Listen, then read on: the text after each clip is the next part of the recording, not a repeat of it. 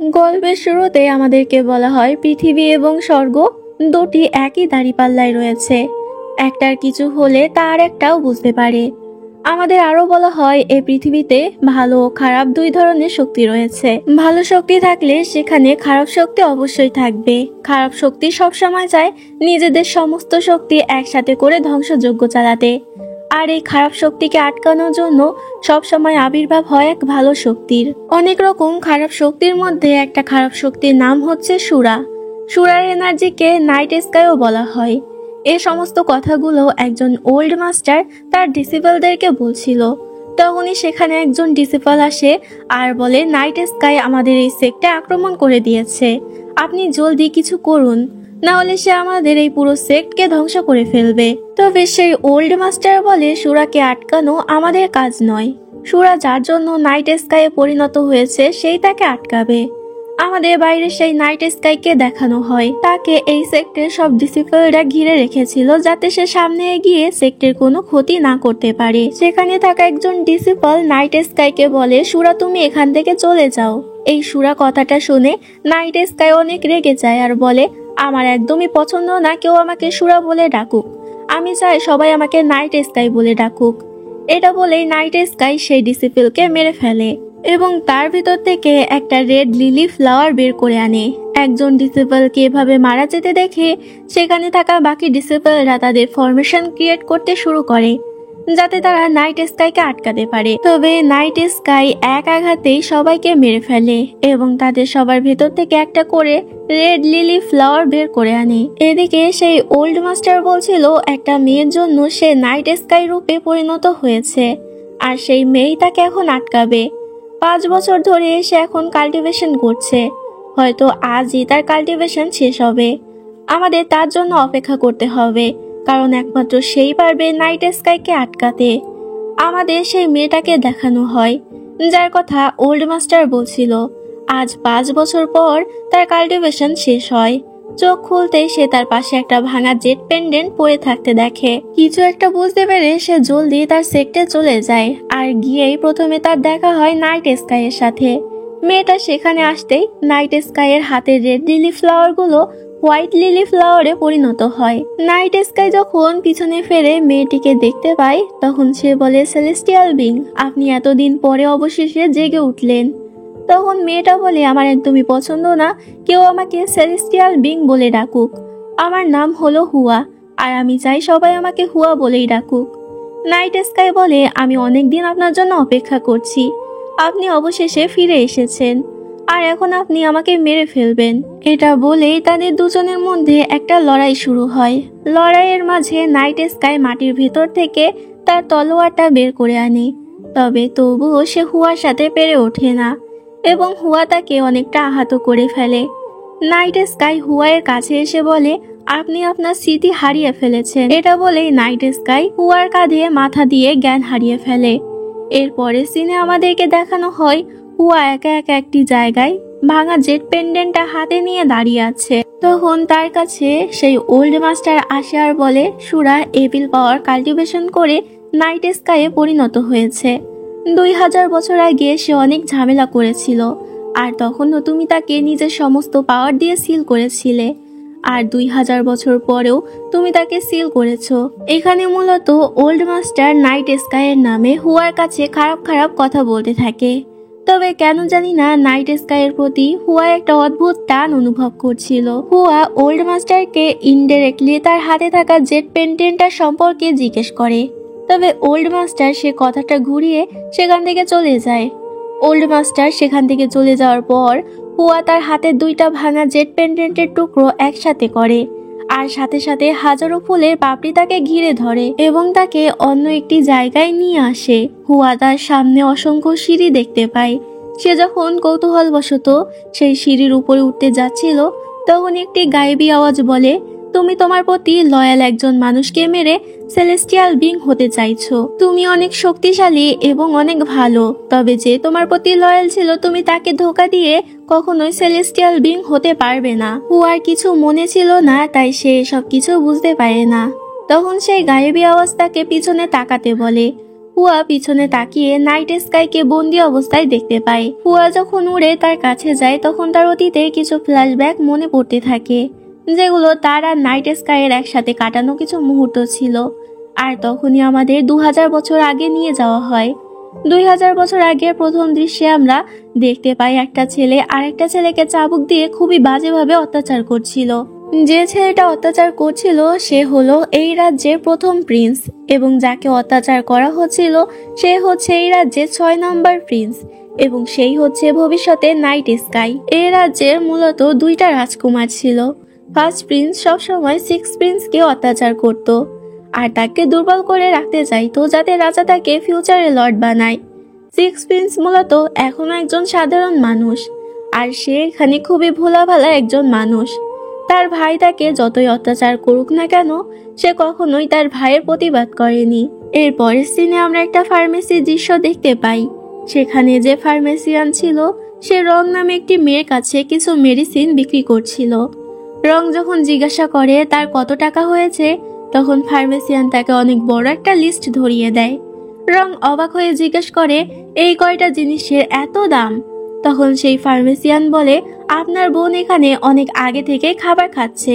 এখানে রঙের বোনই হচ্ছে মূলত হুয়া। সেই ফার্মেসিয়ান জানায় হুয়ার কাছে একটি সেলেস্টিয়াল ফ্লাওয়ার আছে। এটা যেহেতু মর্টাল ওয়ার্ল্ডে ছিল তাই এই সেলেস্টিয়াল ফ্লাওয়ার এখানে অনেক মূল্যবান। ফার্মেসিয়ান সেলেস্টিয়াল ফ্লাওয়ারটা চাইছিল, তবে হুয়া জানায় সে একজন কাল্টিভেটর এবং সে এই ফ্লাওয়ারের মাধ্যমে ইমমর্টাল হতে চায়। তবে রং এসবকে পাগলামি মনে করে। রং হুয়ার কাছ থেকে সেই সেলেস্টিয়াল ফ্লাওয়ার নিয়ে সেই ফার্মেসিয়ানকে দিতে চায় যাতে তাদের আর দোকানের কোনো বিল পে না করতে হয়। তবে হুয়া নাছোড়বান্দা ছিল, সে কিছুতেই এই ফ্লাওয়ারটা হাতছাড়া করবে না। এরকম একটা সময় সেখানে আহত অবস্থায় নাইট স্কাই চলে আসে। এখানে আর একটা বিষয় বলে রাখি, এই যে ছেলেটা সে কিন্তু এখনো নাইট স্কাইয়ে পরিণত হয়নি। তার এখন আলাদা একটা নাম রয়েছে, আর এখন থেকে তাকে আমরা সেই নামেই ডাকবো। এখানে তার নাম হচ্ছে ওয়াং। একটা ছেলেকে এত আহত দেখে তারা সবাই তার কাছে দৌড়ে যায়। ফার্মেসিয়ান ওয়াংকে ধরে, তবে ওয়াং ফার্মেসিয়ান থেকে নিজেকে ছাড়িয়ে সামনে থাকা হুয়ার কাঁধে গিয়ে মাথা দেয়। এখানে ওয়াং ঠিক সেইভাবেই হুয়ার কাঁধে মাথা দিয়েছিল যেভাবে নাইট স্কাই হুয়ার কাঁধে মাথা দিয়েছিল। যাই হোক, এরপর সিনে আমাদেরকে দেখানো হয় ওয়াং সুস্থ অবস্থায় বিছানায় শুয়ে আছে। তার এখনো জ্ঞান ফেরেনি। ফার্মেসিয়ান তার চিকিৎসা করে আর বলে তার ইন্টারনাল অর্গানগুলো ড্যামেজ হয়ে গেছে, এখন তাকে বাঁচানো খুবই মুশকিল। তবে তাকে সেলেস্টিয়াল ফ্লাওয়ারের মাধ্যমে সুস্থ করা সম্ভব। আমাদের ফার্স্ট প্রিন্সকে দেখানো হয়, তার কাছেও খবর চলে আসে 6 প্রিন্স অনেক আহত। তবে ফার্স্ট প্রিন্স যেহেতু চায় 6 প্রিন্স মারা যাক, তাই সে তার লোককে খবর নিতে বলে সে আসলে কতটা অসুস্থ। এরপরে সিনে আমাদেরকে ওয়াংকে দেখানো হয়। তার যখন জ্ঞান ফেরে তখন সে নিজেকে একদম সুস্থ দেখে, বুঝতে পারে তার উপরে সেলেস্টিয়াল ফ্লাওয়ার ইউজ করা হয়েছিল। সামনেই হুয়া বসে বসে ঘুমাচ্ছিল, আর সে ঘুমের মধ্যে বলছিল আমার এক্সপেন্সিভ সেলেস্টিয়াল ফ্লাওয়ার। ওয়াং বুঝতে পারে এই মেয়েটি তাকে তার সেলেস্টিয়াল ফ্লাওয়ার দিয়ে বাঁচিয়েছে। সিন এখানে কাট হয়, আর এরপরে সিনে আমরা লাইব্রেরির দৃশ্য দেখতে পাই। সেখানে ওয়াং এর একজন পার্সোনাল গার্ড যার নাম মিং। ওয়াং যখন মিংকে তার সাথে ঘটা সব ঘটনার ব্যাপারে বলে তখন মিং অনেক অবাক হয় আর বলে এটা নিশ্চয়ই ফার্স্ট প্রিন্সের কারসাজি, কেননা এই রাজ্যে আপনার আমি ছাড়া এমন কোনো কাছের মানুষ নেই যে আপনাকে নিঃস্বার্থভাবে সাহায্য করবে। তখন ওয়াং বলে কে বলেছে, আমার নিজের বলতে কেউ নেই। রাজার যে সব থেকে কাছের উপদেষ্টা বা মেন্টর সে আমার পাশে আছে। সে ফার্স্ট প্রিন্সের মতো আমার ক্ষতি চায় না, আমি তাকে বিশ্বাস করতে পারি। এরপরে সিনে আমাদের আবারও হুয়াকে দেখানো হয়। সে ফার্মেসিয়ানের কাছে এসে বলে আমাকে নিয়ে রং কিভাবে ডিল করতে পারে, তাও আবার আমাকে না জানিয়ে। তখন ফার্মেসিয়ান বলে আগে তোমাদের কাছে ফ্লাওয়ার ছিল, সেই কারণে আমি তোমাদের সাথে এত ভালো ব্যবহার করতাম। তাছাড়া তোমাদের মতো 2টা বড় বড় মেয়েকে কে ফ্রিতে থাকতে দেবে। এখন যেহেতু তোমাদের কাছে সেলেস্টিয়াল ফ্লাওয়ার নেই, তাই তোমাদের এখন থেকে আমাকে পে করতে হবে। কিন্তু হুয়ার কাছে এখন কোনো টাকাই ছিল না, তাই সে ওয়াং এর সাথে দেখা করে এবং বলে তোমার জন্য আমার সেলেস্টিয়াল ফ্লাওয়ারটা চলে গেছে। ওয়াং তাকে ধন্যবাদ জানালে হুয়া বলে আমি ধন্যবাদ দিয়ে কি করব, আমার এখন অনেক টাকা লাগবে, তাড়াতাড়ি আমাকে সেলেস্টিয়াল ফ্লাওয়ারের দাম দাও। তখন ওয়াং বলে, আমি তো তোমাকে দিতে বলিনি, তুমি নিজেই আমাকে সেলেস্টিয়াল ফ্লাওয়ার দিয়েছো। এখন যদি আইনি পদক্ষেপ নেওয়া হয় তাহলে তুমি কোনো টাকাই পাবে না। তবে যেহেতু তুমি আমার জীবন বাঁচিয়েছো, তাই আমি তার জন্য তোমাকে একটা অফার দিতে পারি। তোমার যেহেতু এখন থাকার মতো কোনো জায়গা নেই, তাই তুমি চাইলে আমার প্যালেসে থাকতে পারো। হুয়ার কাছে যেহেতু আর কোনো অপশন ছিল না, তাই সেও ভেবেচিন্তে এটাতেই রাজি হয়ে যায়। এখানে ওয়াং বলেছিল যে সে একটা প্রিন্স, তবে হুয়া এটা বিশ্বাস করেনি। কিন্তু হুয়া আর রং যখন ওয়াং এর প্যালেসে যায়, তখন সে বুঝতে পারে ওয়াং সত্যি বলেছিল। হুয়া আর রং এত বড় প্যালেসে থাকতে পারবে, এটা শুনে অনেক খুশি হয়। তবে তাদের দুজনকে এখানে দেখে রং একদমই খুশি হয় না। হুয়া যখন নিজের রুমে যায়, সেখানে একটি জেট পেন্ডেন্ট দেখতে পায়। এই যে জেট পেন্ডেন্টটাই কিন্তু 2000 বছর পরে হুয়ার হাতে ছিল, যার মাধ্যমে সে এখানে এসেছে। হুয়া যখন কৌতূহলবশত সেই জেট পেন্ডেন্ট ছুঁয়ে দেখে, তখন সে সেখানে ফ্রিজ হয়ে যায়। তার শরীর থেকে যে স্পিরিচুয়াল পাওয়ারটা বের হয়েছে, সেটা সেখান দিয়ে যাওয়া মেন্টরও বুঝতে পারে। এদিকে ওয়াং হুয়ার সাথে দেখা করতে তার ঘরে আসে এবং হুয়াকে এভাবে দাঁড়িয়ে থাকতে দেখে তার কাছে যায়। ওয়াং হুয়াকে ডাকার পরও যখন হুয়া কোনো কথা বলে না, তখন ওয়াং হুয়ার হাতের জেট পেন্ডেন্টটা ছুঁয়ে দেখে। তবে জেট পেন্ডেন্টটা ছোঁয়ার সাথে সাথে ওয়াং জোরে একটা ধাক্কা খায় এবং অনেক দূরে ছিটকে গিয়ে পড়ে, জ্ঞান হারিয়ে ফেলে। কিছুক্ষণ পরে হুয়ার জ্ঞান ফিরলে সে ওয়াংকে এভাবে পড়ে থাকতে দেখে অনেকটা ঘাবড়ে যায়। তখন সেখানে মিং চলে আসে। মিং মনে করে হুয়াই হয়তো ওয়াং এর সাথে কিছু করেছে, তবে হুয়া বলতে থাকে সে কিছুই করেনি, তার তো কিছু মনেই নেই। মিং এর সাথে সেখানে রংও চলে আসে। রং ও হুয়াকে জিজ্ঞেস করে সে সত্যি কিছু করেছে কিনা। হুয়া তাকেও বলে তার কিছুই মনে নেই। ততক্ষণে সেই মেন্টর চলে এসেছিল। সে হুয়াকে দেখে বুঝতে পারে সে যে স্পিরিচুয়াল পাওয়ারটা অনুভব করেছিল, সেটা হয়তো হুয়ার থেকে এসেছে। এদিকে মিং তো সমানে হুয়াকে একটা ইভিল বলে সম্বোধন করছিল। তাই সেই মেন্টর বলে, আমার কাছে একটি তালিসমান আছে, যদি এই তালিসমান কোনো ইভিলের কাছে যায় তাহলে এটা ভস্ম হয়ে যাবে।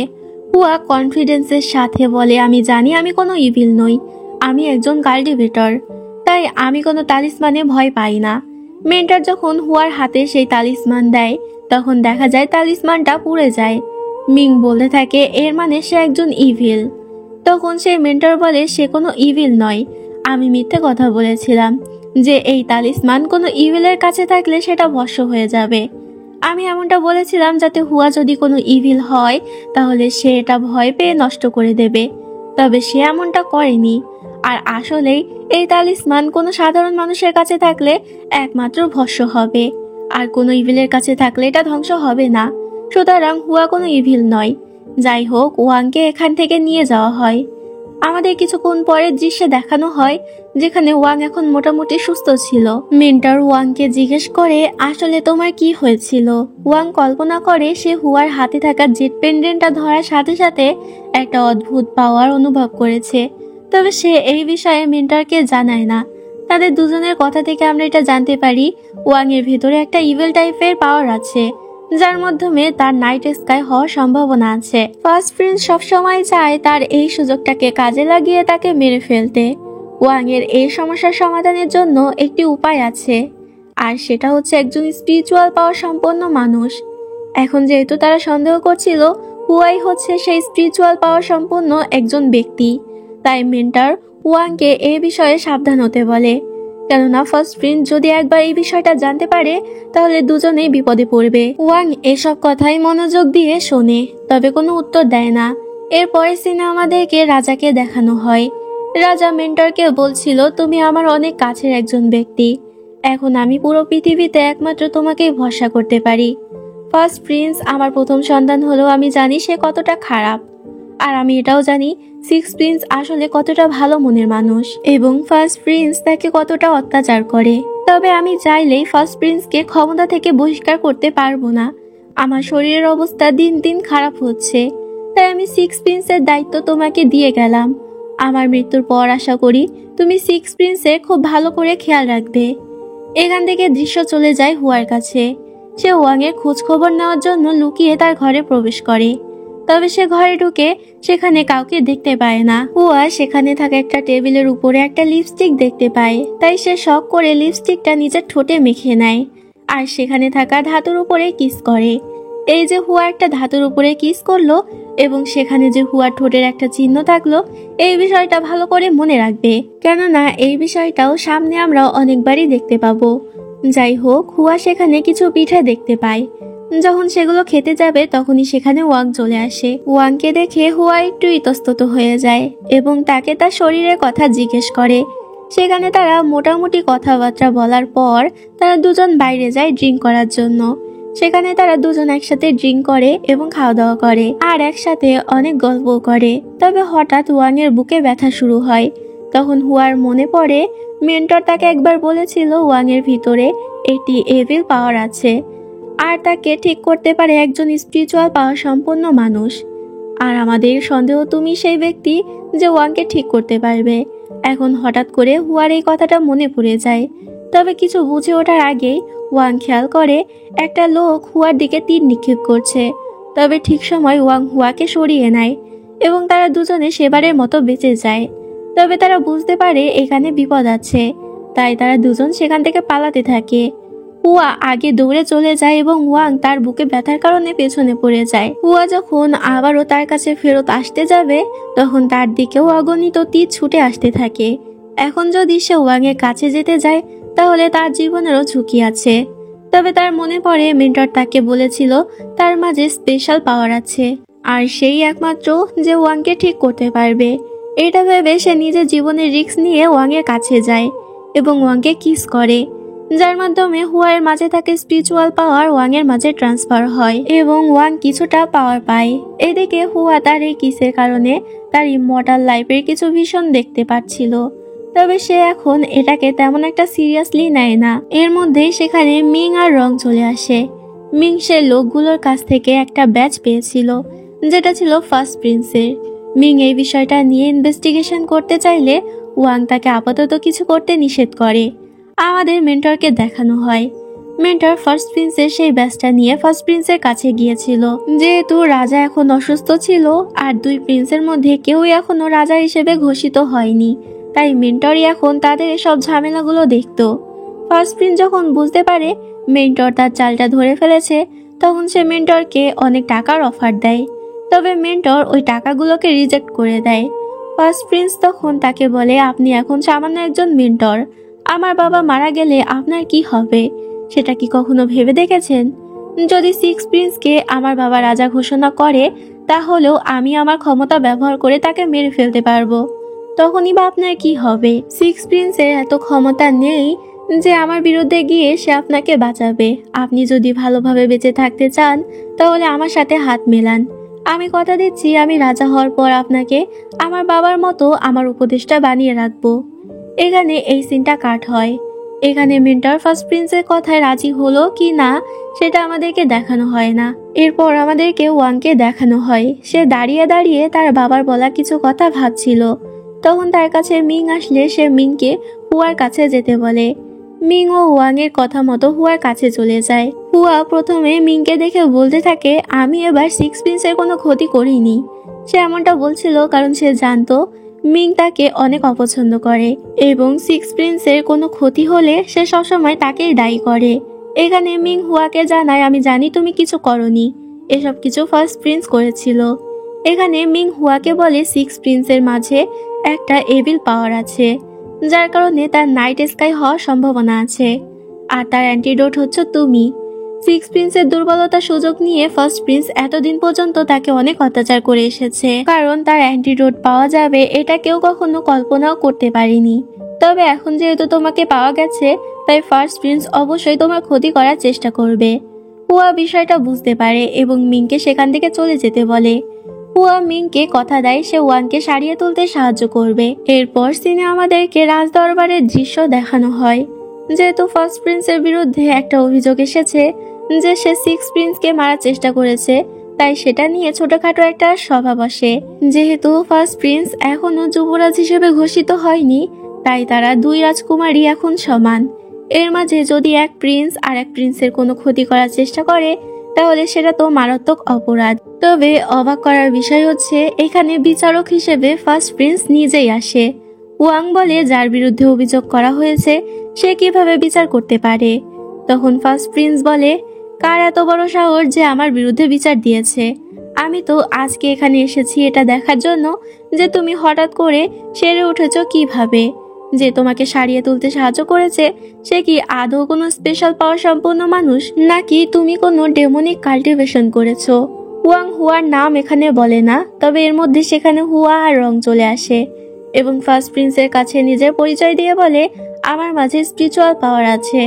ফার্স্ট প্রিন্স বলে, যেহেতু তোমার স্পিরিচুয়াল পাওয়ার আছে তাই তুমি চাইলেই রাজাকে চিকিৎসা করতে পারবে, কারণ রাজা তো অনেকদিন ধরে অসুস্থ। হুয়া এতে রাজি হয় এবং রাজার চিকিৎসা করার জন্য রাজার কাছে যেতে থাকে। তবে হুয়া রাজাকে দেখে চিৎকার করে ওঠে, কারণ রাজা ইতোমধ্যেই মারা গিয়েছিল। সেখানে শুধু তার রক্তাক্ত বডিটা পড়েছিল। তার চিৎকার শুনে সবাই সেখানে চলে আসে। ফার্স্ট প্রিন্স বলতে থাকে, এই মেয়ে কোনো স্পিরিচুয়াল পাওয়ার সম্পন্ন মানুষ নয়, সে নিশ্চয়ই একজন নাইট স্কাই। ওয়াং বুঝতে পারে এই সব কিছু ফার্স্ট প্রিন্স হুয়াকে ফাঁসানোর জন্য করেছে। আসলে ফার্স্ট প্রিন্স কিছুতেই চায় না যে ওয়াং সেরে উঠুক, তাই সে যে করেই হোক হুয়াকে মেরে ফেলতে চাইছে। তখন হুয়াকে বাঁচানোর জন্য সিক্স প্রিন্স নিজে আত্মসমর্পণ করে এবং বলে, আমার মাঝে যেহেতু নাইট স্কাই হওয়ার সম্ভাবনা আছে তাই হতে পারে এই ডার্ক পাওয়ারটা জেগে উঠেছে। কিন্তু ফার্স্ট প্রিন্সকে তো এসব বলে কোনো লাভ হবে না, কারণ সেই তো ইচ্ছা করে সবকিছু করেছে হুয়াকে ফাঁসানোর জন্য, যেটা ওয়াং ভালোভাবেই বুঝতে পারে। তাই সে ফার্স্ট প্রিন্সের কাছে অনুরোধ করে যেন ফার্স্ট প্রিন্স তাকে আটকে রাখে এবং বাকিদেরকে এখান থেকে যেতে দেয়। এবার ফার্স্ট প্রিন্সও তার কথায় রাজি হয়ে যায়। ওয়াং মিংকে বলে দেয় যেন সে তার জন্য লাইব্রেরিতে গিয়ে অপেক্ষা করে। এখানে মূলত ওয়াং মিংকে একটি ইশারা দিয়েছিল যেটা তারা সবাই বুঝতে পারে এবং তারা তিনজন জলদি লাইব্রেরিতে চলে যায়।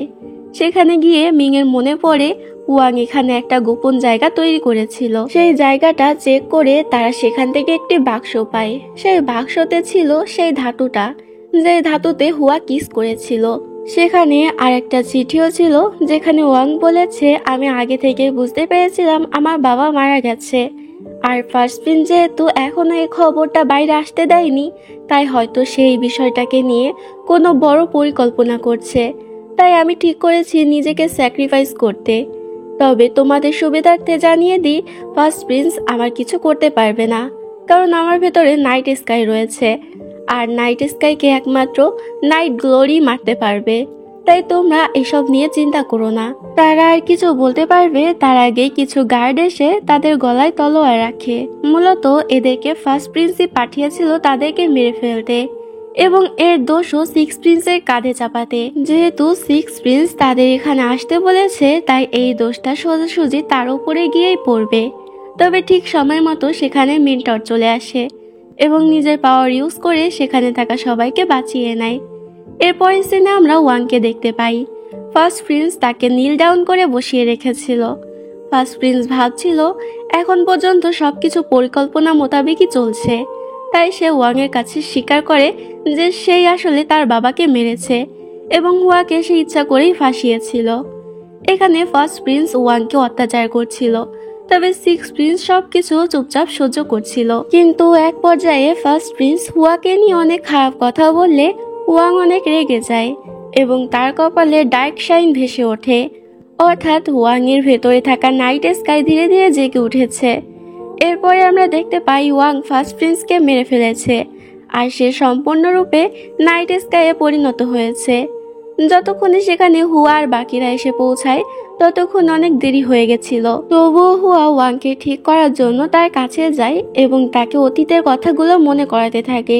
তবে ওয়াং হুয়াকে চিনতে পারে না এবং তার গলা চেপে ধরে।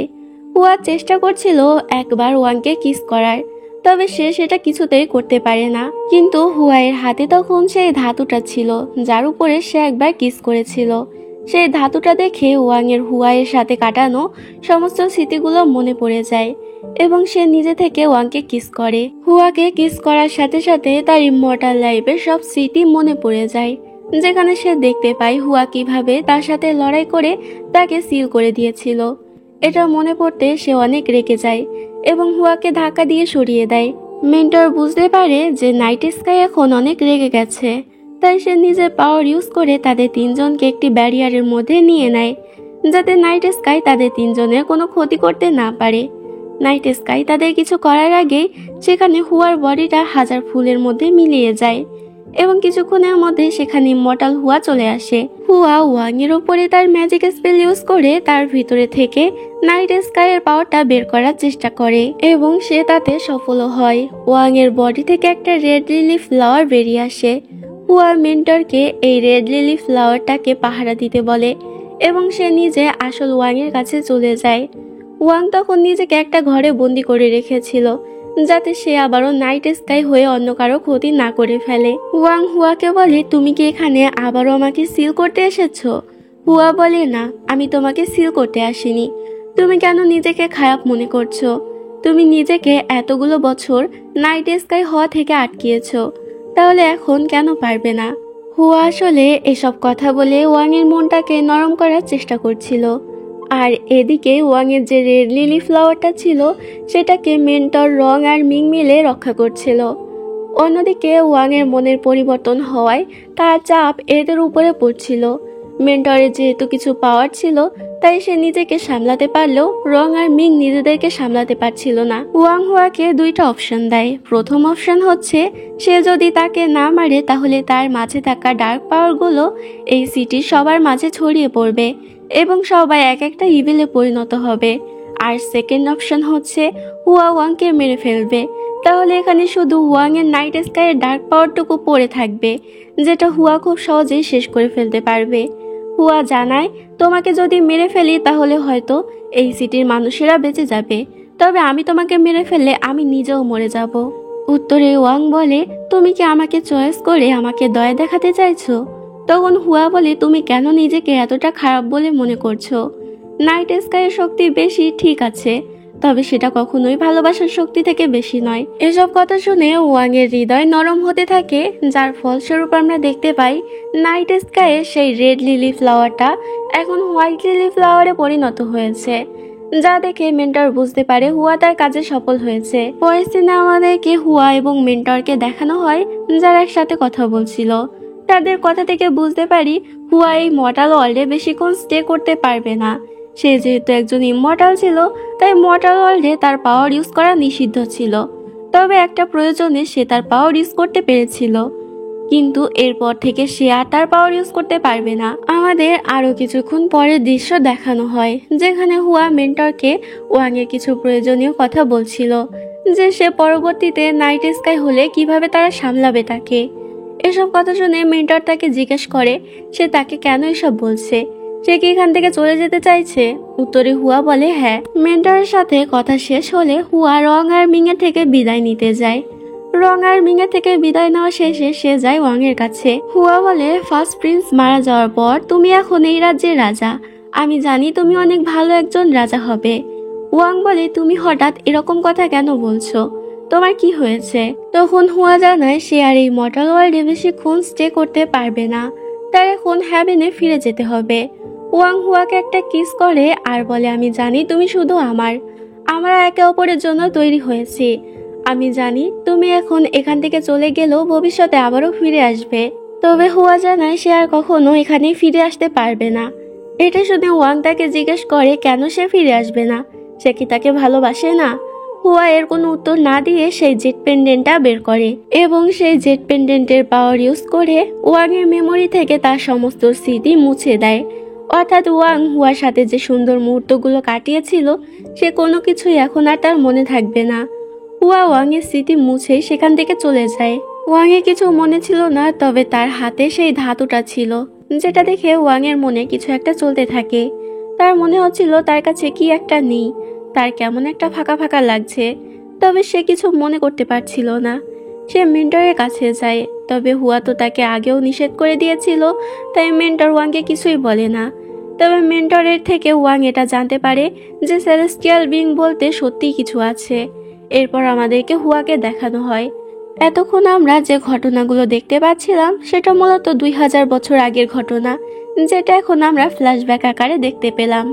আর হুয়া যে সেখানে গিয়েছিল সেটা হচ্ছে এই ইমমর্টাল হুয়ার রিয়েল বডির একটা ক্লোন। যাই হোক, হুয়াকে আবারও সেই গায়েবী আওয়াজটা বলে, তুমি তাকে একবার নাইট স্কাই হতে দেখেছো এবং তাকে সেখান থেকে ফিরিয়ে এনেছো, তবে গল্প এখানেই শেষ নয়।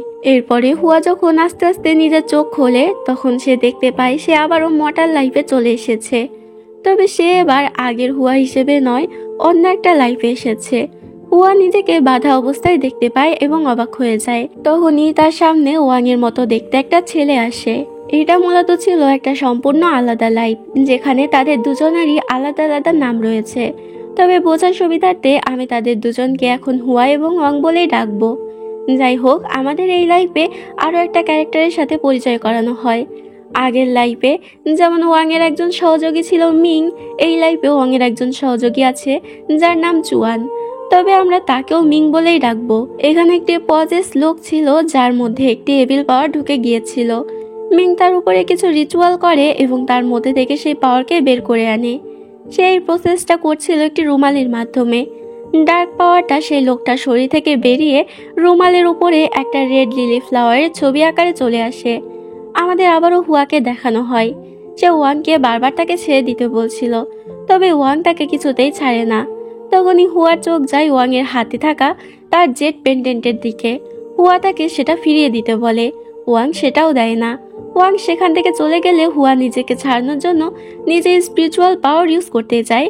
তবে সে খেয়াল করে এখানে তার কোনো পাওয়ারই কাজ করছে না, অর্থাৎ সে এখানে একজন নর্মাল মানুষ হয়েই থাকবে।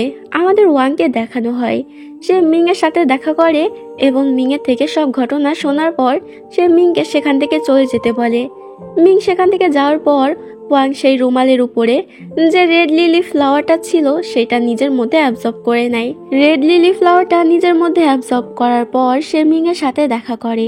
তাদের দুজনের কথাবার্তা থেকে আমরা জানতে পারি এখানে একটি মুন ডোর আছে, যেটা খুললে মানুষদের অনেক অসুবিধা হবে এবং নাইট স্কাই সবসময় চায় সেই মুন ডোরটা খুলতে, আর তারা এই মুন ডোরটা খোলাটাকেই আটকানোর চেষ্টা করছে।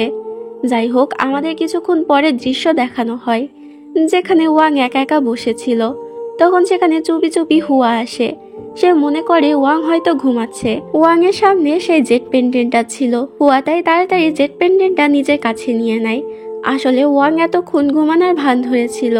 হুয়া ওয়াংকে বলে, তুমি এখন দেখতে পারবে যে আমি কোনো মিথ্যা কথা বলিনি, আমি আসলে একজন সেলেস্টিয়াল বিং। এটা বলে সে জেট পেন্ডেন্টের মাধ্যমে নিজের স্পিরিচুয়াল পাওয়ার ইউজ করতে যায়। তবে সে কিছুতেই নিজের কোনো পাওয়ার ইউজ করতে পারে না। তখনই পাশ থেকে হাসতে হাসতে মিং বেরিয়ে আসে এবং হুয়া তার টেবিলে থাকা আর একটা বইয়ের নিচ থেকে একই রকমের জেট পেন্ডেন্ট বের করে। অর্থাৎ ওয়াং আগেই জানতো যে হুয়া জেট পেন্ডেন্টটা নিতে আসবে, তাই সে এরকম দেখতে নকল একটা জেট পেন্ডেন্ট সামনে রেখেছিল। এখানে হুয়া তাদেরকে অনেকবার করে বলে যে তোমরা যদি আমাকে এই জেট পেন্ডেন্টটা দিয়ে দাও তাহলে আমি আমার পাওয়ার ইউজ করতে পারবো এবং তোমাদের যত সমস্যা আছে সেগুলো সমাধান করে দেব। তবে তারা তার কোনো কথাই বিশ্বাস করে না। তাই হুয়া বুঝতে পারে যে তাকে এখন মর্টাল ওয়ার্ল্ডে থেকে মর্টালদের মতো লাইফ লিড করতে হবে এবং এই সমস্যার সমাধান খুঁজতে হবে। আমাদের পরের দিনের দৃশ্য দেখানো হয় হুয়া, মিং আর ওয়াং একসাথে মার্কেটে গিয়েছিল ঘুরতে। তারা এখানে মূলত ঘুরতে নয়, বরং একটা কেসের ইনভেস্টিগেশন করতে গিয়েছিল। তবে এখানে হুয়াকে ওয়াং আর মিং দুজনেই ফলো করছিল, যাতে হুয়া তাদের থেকে আবার পালিয়ে না যায়। এখানে হুয়াও তাদের প্রতি অনেক রেগে যায়। হুয়া বলতে থাকে, তোমাদের কি মনে হয় যে আমি এখান থেকে পালিয়ে যাব? শুনে রাখো, এই জেট পেন্ডেন্টটা আমার কাছে অনেক মূল্যবান, এটা না নিয়ে আমি কোথাও যাব না। মিং তাকে ওয়াং এর থেকে দূরে সরিয়ে বলে, তুমি ওয়াংকে টাচ করবে না। এরপর মিং হুয়াকে নিয়ে একটু আড়ালে যায় কথা বলার জন্য। সেখানে মিং এর কাছে সেই জেট পেন্ডেন্টটা ছিল। মিং সেটা নিয়ে হুয়াকে থ্রেট দিতে থাকে। তখনই সেখানে একজন ইভিল পাওয়ার দ্বারা পজেস লোক চলে আসে এবং মিং এর থেকে সেই জেট পেন্ডেন্টটা নিয়ে দূরে ছুঁড়ে দেয় এবং সাথে সাথে সে মিং এর উপরে আক্রমণও করে। সেখানেই তো হুয়া দাঁড়িয়েছিল। এখন হুয়ার কাছে দুইটা অপশন ছিল, প্রথমে সে পজেস লোকটার থেকে মিংকে বাঁচাবে আর দ্বিতীয় নিজের জেট পেন্ডেন্টটা ক্যাচ করবে। তবে সে প্রথম অপশনটাই বেছে নেয়, অর্থাৎ সে মিংকে বাঁচানোর সিদ্ধান্ত নেয় আর জেট পেন্ডেন্টটা মাটিতে পড়ে ভেঙে যায়। সে পজেস লোকটা যখন হুয়ার উপর আক্রমণ করতে যাবে তখনই সেখানে ওয়াং চলে আসে এবং সেই পজেস লোকটাকে অজ্ঞান করে দেয়। তবে হুয়া খেয়াল করে যে এর মধ্যে তার জেট পেন্ডেন্টটা ভেঙে গেছে। এটা দেখে সে একদম হতাশ হয়ে পড়ে। ওয়াং সেই জেট পেন্ডেন্টটা হাতে তুলে নেয় এবং ইমমর্টাল হুয়ার মতো নিজেও সেই জেট পেন্ডেন্টের ভাঙা দুটো টুকরো একসাথে করে এবং এর সাথে সাথে সে একটা ভার্চুয়াল ওয়ার্ল্ডে চলে যায়, যেখানে সে আগের ওয়াংকে দেখতে পায়। এটা ছিল সেই ওয়াং যার মাঝে এখন হুয়ার কোনো স্মৃতি নেই, অর্থাৎ 4000 বছর আগের সেই নাইট স্কাই। সে সহস্র রেড লিলি ফ্লাওয়ারের একটা গার্ডেনে বসেছিল এবং তার সব চুলগুলো সাদা ছিল। এখানেই সিন কাট হয়, আর এরপরে সিনে আমাদের ওয়াংকে দেখানো হয়। সে যখন হেঁটে যাচ্ছিল তখন সে উপরে হুয়াকে বসে থাকতে দেখে। হুয়া তখনও সেই ভাঙা 2টা জেট পেন্ডেন্ট বারবার জোড়া লাগানোর চেষ্টা করছিল এবং দেখছিল তার কিছু হয় কিনা, কারণ আগের বার সে যখন এই 2টা ভাঙা জেট পেন্ডেন্টের টুকরো একসাথে লাগিয়েছিল তখন সে স্পিরিচুয়াল পাওয়ার পেয়েছিল। তবে এবার তেমন কিছুই হচ্ছে না। তার এই অবস্থা দেখে ওয়াং তার কাছে যায় এবং বলে, আমি দুঃখিত, আমি জানতাম না এই জেট পেন্ডেন্টটা তোমার কাছে এত গুরুত্বপূর্ণ। হুয়া বলে, এটা নিশ্চয়ই কোনো নকল জেট পেন্ডেন্ট ছিল, তাই না? নিশ্চয়ই আসল জেট পেন্ডেন্ট এখনো তোমার কাছে আছে। তবে হুয়ার সব আশা ভেঙে দিয়ে ওয়াং বলে, না, এটাই ছিল আসল জেট পেন্ডেন্ট, যেটা এখন ভেঙে গেছে। এটা শুনে হুয়া অনেক রেগে যায় এবং তাকে সেখান থেকে চলে যেতে বলে। আমাদের রাতের দৃশ্য দেখানো হয়, যেখানে মিং আবারও একটা পজেস লোকের উপরে রিচুয়াল করতে এসেছিল। সেখানে ওয়াং আর হুয়াও এসেছিল। হুয়া সেখানে থাকা কিছু জিনিসপত্র দেখে মিংকে প্রশ্ন করতে থাকে। আসলে মিং এগুলোর মাধ্যমে রিচুয়াল করে লোকেদের মধ্যে থেকে ডেমনিক পাওয়ারগুলো বের করত। ওয়াং সেখান থেকে তাদের দুজনকে পাঠিয়ে দেয়। সেখানে থাকা একটা রুমালের উপরে আর একটা রেড লিলি ফ্লাওয়ারের পাওয়ার নিজের মধ্যে অ্যাবজর্ব করতে থাকে। এই লিলি ফ্লাওয়ারটা ছিল সেই ব্যক্তির, যে ব্যক্তিকে একটু আগে মিং রিচুয়ালের মাধ্যমে ঠিক করেছে। ওয়াং যে নিজের মধ্যে একটি পাওয়ার অ্যাবজর্ব করছে, এটা আবার পিছন থেকে হুয়া দেখতে পায়, তবে সে কিছু বলে না। এর মধ্যে আবার ওয়াং এর সেই রেড লিলি ফ্লাওয়ারের পাওয়ার অ্যাবজর্ব করতে একটু সমস্যা হচ্ছিল। আমাদের হুয়াকে দেখানো হয়, সে যখন একা একা বসে ভাবছিল কি করে তার জেট পেন্ডেন্টটা ঠিক করবে আর নিজের স্পিরিচুয়াল পাওয়ার ফেরত আনবে, তখনই তার মনে পড়ে ওয়াং তো আগে নাইট স্কাই হয়েছিল, অর্থাৎ এখনো তার ভিতরে নাইট স্কাই এর পাওয়ার আছে। আর নাইট স্কাইয়ের জন্যই আমি এখানে এসেছি, কারণ নাইট স্কাই আমাকে ভালোবাসে। হয়তো ওয়াং এর মাধ্যমেই আমি আমার স্পিরিচুয়াল পাওয়ার ফিরে পেতে পারি। এরপরই সে মনে মনে কিছু একটা পরিকল্পনা করতে থাকে এবং পরের সিনে আমাদেরকে দেখানো হয় হুয়া চুপি চুপি ওয়াং এর কাছে গিয়ে তাকে কিস করার চেষ্টা করে, তবে ওয়াং ঠিক সময় সরে যায়। হুয়া তাকে বলে, আমি শুধু তোমাকে একটা কিস করতে চাই। তবে ওয়াং তাকে সব বলতে নিষেধ করে এবং পালিয়ে যায়। তবে হুয়া হাল ছাড়ে না, সে একের পর এক চেষ্টা চালিয়ে যায় ওয়াংকে কিস করার জন্য। তবে ওয়াং কখনো বা তাকে এড়িয়ে যায়, কখনো তার থেকে পালিয়ে যায়, আবার কখনো বা গার্ড থেকে তাকে তাড়িয়ে দেয়। তবে হুয়া নাছোড়বান্দার মতো তার পিছনে পড়ে থাকে। এমনকি এক রাতে ওয়াং যখন একটা জায়গায় দাঁড়িয়েছিল তখন হুয়া তার কাছে আসে এবং বলে, আমি জানি তুমি কেন তোমাকে কিস করতে দিচ্ছ না। আসলে তুমি লিলি ফ্লাওয়ারগুলো নিজের মধ্যে অ্যাবজর্ব করো, যেগুলো হচ্ছে একটি ডার্ক পাওয়ার, কিন্তু তুমি তোমার মধ্যে বেশি ডার্ক পাওয়ার অ্যাবজর্ব করতে পারবে না, এতে তোমারই ক্ষতি হওয়ার সম্ভাবনা আছে। তখন ওয়াং তার কাছে সবটা স্বীকার করে এবং বলে, আমি এখন দুর্বল হয়ে পড়েছি, আর যদি তুমি আমাকে একটা কিস করো তাহলে হতে পারে তুমিও ইনফেক্টেড হয়ে গেলে। হুয়া তাকে অল্প করে টাচ করে দেখায় যে, দেখো, তোমাকে টাচ করার পরও আমি ইনফেক্টেড হইনি, তাই আমি যদি তোমাকে কিস করি তাহলেও আমার কিছু হবে না। তবে ওয়াং তো কিছুতেই তাকে কিস করতে দিতে চাইছিল না, তাই হুয়া বাধ্য হয়ে নিজে থেকে ওয়াংকে একটা কিস করে দেয়। তবে ঠিক মতো কিস করার আগে ওয়াং তাকে ধাক্কা দিয়ে সরিয়ে দেয়। তার জন্য হুয়ার উদ্দেশ্যটা ফুলফিল হয় না। তবে এই যে হুয়া ওয়াংকে একবার কিস করতে পেরেছে, এর জন্যই কিছুক্ষণের জন্য হুয়া তার স্পিরিচুয়াল পাওয়ার ফিরে পায়।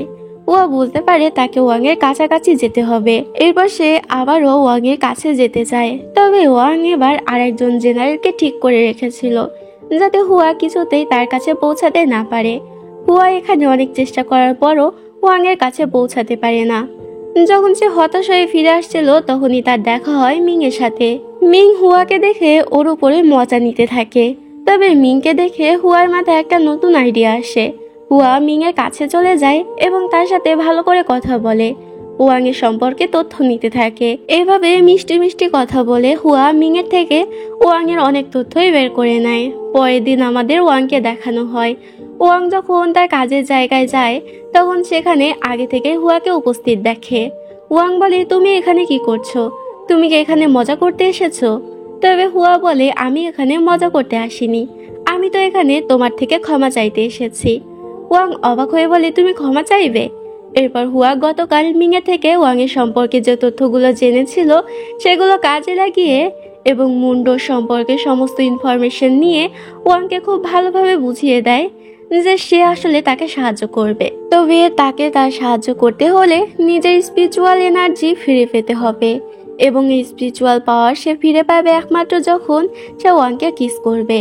এভাবে অনেক কথা বলে হুয়া ওয়াংকে তাকে কিস করতে দেওয়ার জন্য রাজি করিয়ে নেয় এবং এরপর হুয়া ওয়াংকে কিস করে। তবে ওয়াংকে কিস করার মাধ্যমে সে আরেকটা ভার্চুয়াল জগতে চলে যায় যেখানে সে একটি রেড লিলি ফ্লাওয়ারের গার্ডেন দেখতে পায়। হুয়া বলে, তুমি এত পরিমাণে রেড লিলি ফ্লাওয়ার নিজের মধ্যে অ্যাবজর্ব করেছো যে তোমার ভিতরে একটা রেড লিলি ফ্লাওয়ারের গার্ডেন হয়ে গেছে। তখনই একজন এসে জানায় মিংকে ডার্ক পাওয়ার পজেস করে নিয়েছে। ওয়াং সাথে সাথে সেখানে যেতে চাইলে হুয়া তাকে আটকায়। তবে ওয়াং তার কোনো কথা না শুনে মিংয়ের কাছে চলে যায়। সেখানে মিংয়ের মুখের উপর সেই রুমালটা ছিল যেটাতে অলরেডি একটা রেড লিলি ফ্লাওয়ার চলে এসেছিল। এখন যদি এই রেড লিলি ফ্লাওয়ারটা কেউ নিজের মধ্যে অ্যাবজর্ব না করে তাহলে এই ডার্ক পাওয়ার মিংকে সম্পূর্ণরূপে পজেস করে নেবে। মিংকে বাঁচাতে ওয়াং সেটা নিজের মধ্যে অ্যাবজর্ব করতে যায়, তবে হুয়া তাকে কিছুতে এটা করতে দেয় না। বেশি দেরি হয়ে যাওয়ায় সেই পাওয়ার মিংকে সম্পূর্ণরূপে পজেস করে নেয়। তাই মিং আউট অফ কন্ট্রোল হয়ে যায় এবং বাইরে গিয়ে সবাইকে আক্রমণ করতে থাকে। মিং যখন ওদের উপরেও আক্রমণ করতে আসে তখন হঠাৎ হুয়া ওয়াংকে কিস করে এবং সাথে সাথে ওর স্পিরিচুয়াল পাওয়ার ফিরে আসে। হুয়া নিজের স্পিরিচুয়াল এনার্জি ইউজ করে মিংকে আটকে ফেলে এবং তার ভেতর থেকে রেড লিলি ফ্লাওয়ার বের করে এনে ধ্বংস করে দেয়। এরপর সিনে আমাদেরকে ওয়াং আর হুয়াকে একসাথে একটা গাছের নিচে কথা বলতে দেখানো হয়। হুয়া এর পাওয়ার দেখে এতক্ষণে মিং আর ওয়াং বুঝতে পেরে গেছে যে হুয়া এতদিন তাদের মিথ্যা কথা বলেনি। হুয়া আসলেই একজন সেলেস্টিয়াল বিং। এখানে তারা তিনজন একসাথে অনেকক্ষণ কথাবার্তা বলে এবং তারা একটা সিদ্ধান্তে উপনীত হয় যে এই ইম্পেরিয়াল সিটিতে যে ডার্ক পাওয়ারটা ছড়িয়ে পড়েছে সেইটা রোধ করতে হুয়া তাদেরকে সাহায্য করবে। এখান থেকে আমরা মুন্ডো সম্পর্কেও কিছুটা কথা জানতে পারি। গল্পের শুরুতে যে আমাদের জানানো হয়েছিল সব খারাপ শক্তি সব সময় চায় নিজেদের সমস্ত শক্তি একত্র করে ধ্বংসযজ্ঞ চালাতে। এখানে মূলত সেটাই বোঝানো হয়েছে। নাইট স্কাইয়ের যে ক্ষুদ্র ক্ষুদ্র পাওয়ার চারপাশে ছড়িয়ে আছে সেগুলোই এখন সে একসাথে করার চেষ্টা করছে।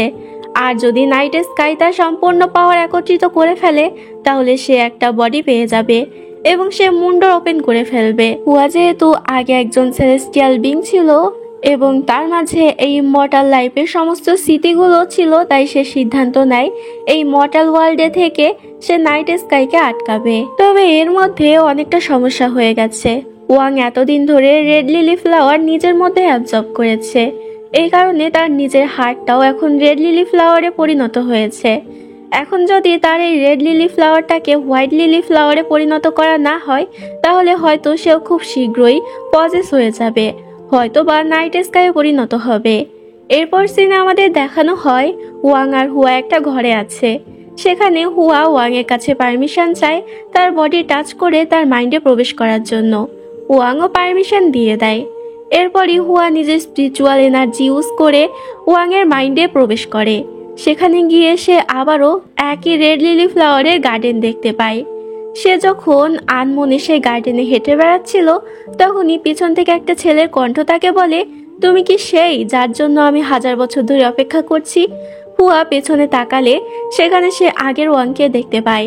হুয়া বুঝতে পারে এটাই সেই ওয়াং যার সমস্ত স্মৃতি ভুলিয়ে দিয়ে হুয়া চলে গিয়েছিল।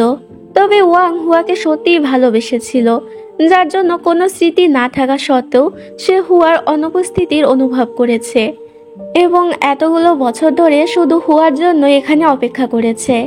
একই সময় আমরা রংকে দেখতে পাই। এখানে এই রঙও কিন্তু আগের রং নয়। আমরা আগে যে রংকে দেখেছিলাম সেটাও মূলত হুয়ার মতোই একজন ইমমর্টালের আত্মা ছিল মাত্র। অর্থাৎ এখানে যেমন হুয়া ইমমর্টাল লাইফ থেকে এখানে চলে এসেছে পুনর্জন্ম নিয়ে, ঠিক তেমনই এখানে রঙেরও একটা জন্ম হয়েছে। তাদের দুজনেরই আসল বডি এই মুহূর্তে ইমমর্টাল ওয়ার্ল্ডের কোথায় একটা ধ্যানমগ্ন অবস্থায় রয়েছে, যেমনটা আমরা আগে হুয়ার বেলায় দেখেছিলাম। যাই হোক, রং ওয়াং এর একাডেমিতে এসেছিল। সেখানে তার সাথে প্রথম দেখা হয় মিং এর।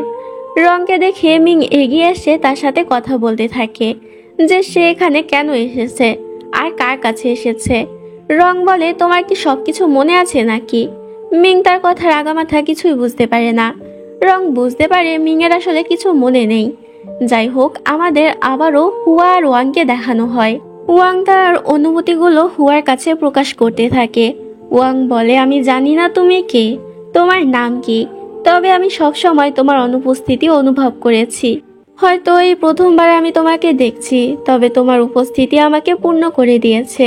আমি বুঝতে পেরেছি আমি এতদিন শুধু তোমার জন্যই অপেক্ষা করেছি। হুয়াও বুঝতে পারে যে ওয়াং আসলেই ওকে অনেকটা ভালোবাসতো, তবে সে তো এখানে এসেছে ওয়াং এর কাজের জন্য, কিন্তু তার এই ওয়াং এর প্রতি অনেক বেশি মায়া লাগছিল। তবে হুয়া কিন্তু জানতো যে এই দুই ওয়াং আসলে একজনই, তাই সে এই ওয়াং এর থেকে তার হারটা চায়, যেটা ছিল একটা রেড লিলি ফ্লাওয়ার। ওয়াংও তার ভেতর থেকে রেড লিলি ফ্লাওয়ারটা বের করে দিয়ে দেয়। এরপরই তারা দুজন রিয়েল ওয়ার্ল্ডে ফিরে আসে। এতক্ষণ আমরা এই মর্টাল ওয়ার্ল্ডে যে ওয়াংকে দেখতে পাচ্ছিলাম, এখন তার বডিতে সেই আগের ওয়াং এসেছে। তারা দুজন যেহেতু একই আত্মার দুইটা বডি, তাই দুজনের বডি একসাথে হতে কোনো সমস্যা হয়নি। তারা দুজনই স্বাভাবিক জীবনযাপন করতে পারবে। যাই হোক, এই বিষয়গুলো আমরা সামনে গেলে আরো ভালো করে বুঝতে পারবো। এরপরে হুয়া আর ওয়াং মুন্ডোর সম্পর্কে কিছু ইনভেস্টিগেশন করার জন্য একটি জায়গায় যায়। সেখানে গিয়ে হুয়া ওয়াংকে বলে, তোমার কি ভয় হচ্ছে না যদি আমি তোমার কোনো ক্ষতি করি? ওয়াং বলে, তুমি আমার কোনো ক্ষতি করবে না সেটা আমি জানি, বরং আমার তো এটা নিয়ে ভয় হচ্ছে যে তোমার না আবার কোনো ক্ষতি হয়ে যায়। হুয়া বলে, আমার কোনো ক্ষতি হবে না, কারণ আমি একজন সেলেস্টিয়াল বিং। হুয়া আরও বলে, তুমি আমাকে এতটা কেন ভালোবাসো? তুমি সেখানে আমার জন্য এত বছর ধরে অপেক্ষা করেছো। তোমার কি মনে হয় না অতীতে হয়তো আমি তোমাকে অনেক কষ্ট দিয়েছি? ওয়াং বলে, আমি জানি না আমি তোমাকে ভালোবাসি কিনা, আর আমি এটাও জানি না তুমি আমাকে কতটা কষ্ট দিয়েছো। তবে আমার মনে তোমার জন্য যে অনুভূতিটা আছে, সে অনুভূতিটা কখনো বদলাবে না।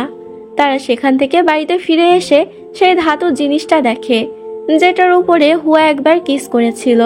এখনো সেটাতে হুয়া ঠোঁটে সেই কিসের চিহ্নটা ছিল। ওয়াং বলে, আমি এটা যখনই দেখতাম তখনই আমার বুকে আরো বেশি কষ্ট হতো।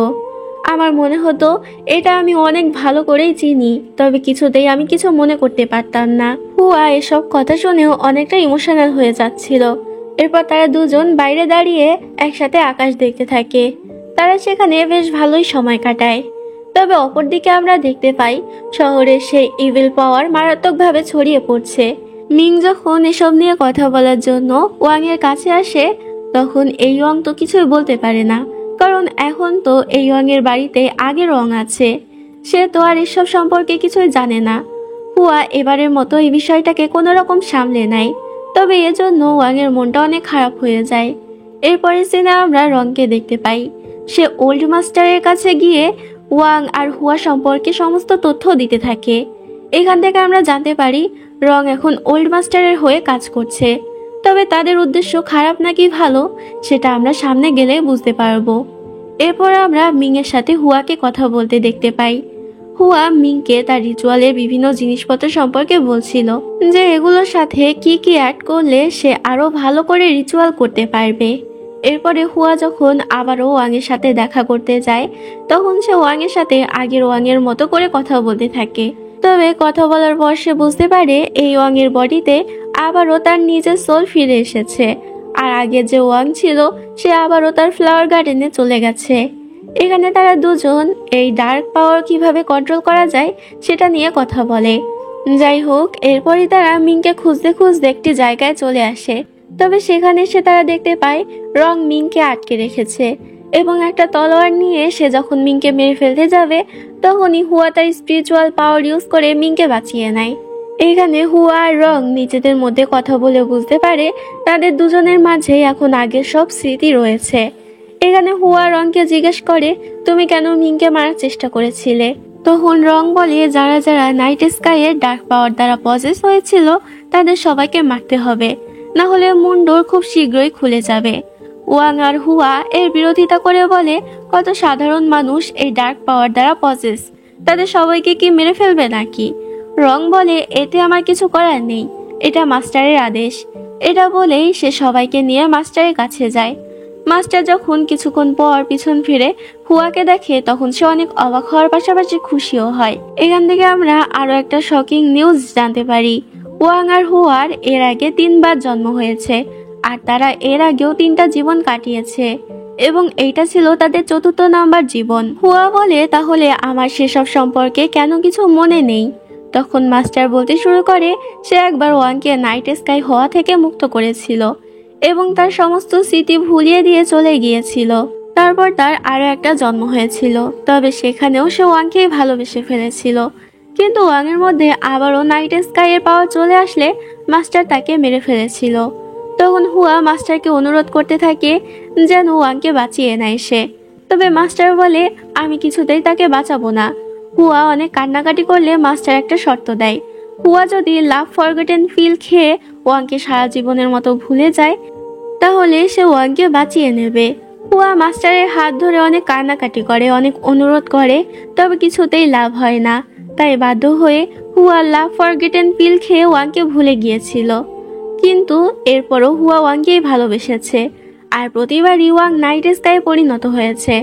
আমরা বর্তমানে ফিরে আসি। মাস্টার হুয়াকে বোঝাচ্ছিল, তুমি যদি এবার ওয়াংকে ভালোবেসে তাকে ছাড়তে না চাও তাহলে আবারও তোমাদের দুজনের মধ্যে একজনকে মরতে হবে।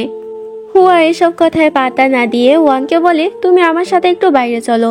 তারা দুজন বাইরে গেলে হুয়া ওয়াংকে বলে, তোমার মাইন্ডের ভেতরে একটা ওয়ার্ল্ড আছে যেখানে একজন মানুষ বসবাস করছে। এটা শুনে ওয়াং অবাক হয়ে যায়।